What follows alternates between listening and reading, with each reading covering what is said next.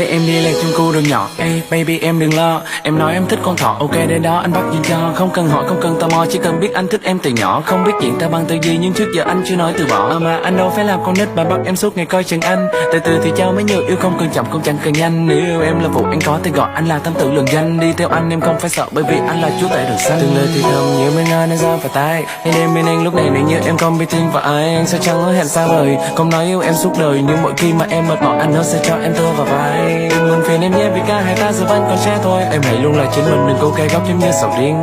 Này này cô bé anh không muốn em phải sống trong lẻ loi. Anh không muốn em phải buồn vì nhận mối tình đầu tiên.